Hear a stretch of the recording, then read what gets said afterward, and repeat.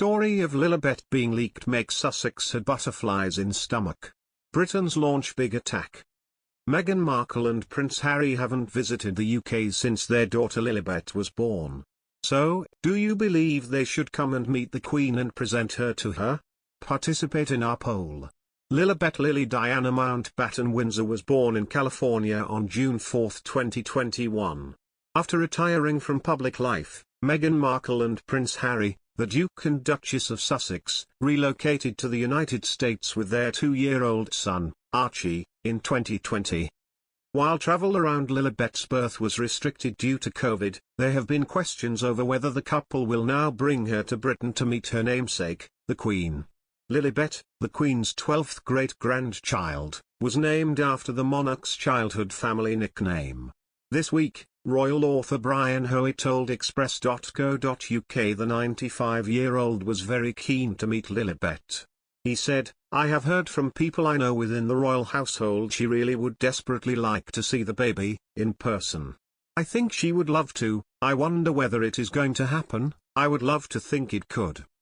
He added, "I am absolutely sure the Queen holds no feelings of disapproval towards Harry and Meghan, none whatsoever. She would certainly welcome them back if they came."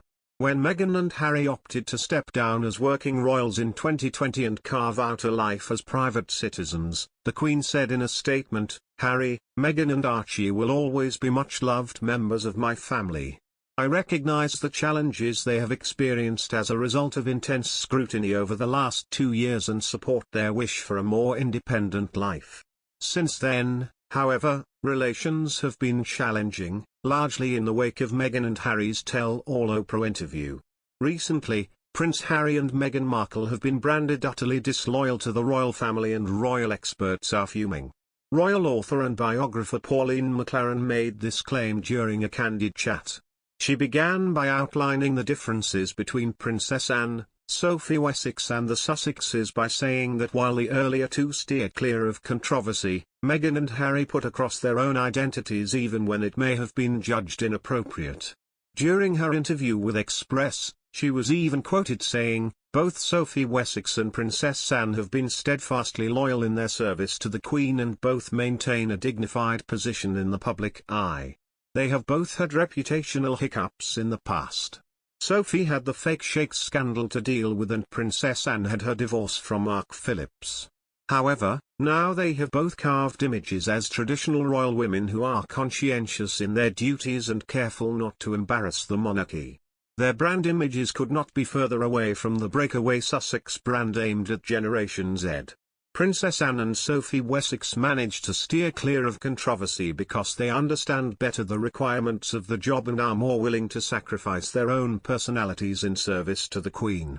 Moreover, Princess Anne and Sophie, Countess of Wessex are more willing to make the sacrifices needed to serve the Queen, and their image could not be further away from Meghan and Harry's approach to royal life, according to a royal author. Anne and Sophie have carved out images for themselves as typical royal women, according to Pauline McLaren, co-author of Royal Fever, The British Monarchy in Consumer Culture. She goes on to say that, despite having been involved in reputational hiccups, the two have recovered and demonstrated that they are conscientious in their tasks. Ms. McLaren claims the Duke and Duchess of Sussex form a direct contrast with the likes of Sophie Wessex and Princess Anne. She claims this is because the couple are trying to build their own brand.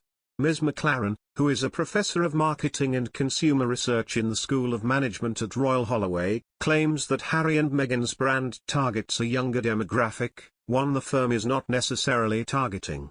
Professor McLaren also adds that while Anne and Sophie steer clear of controversy, Meghan and Harry put across their own identities even when it may have been judged inappropriate.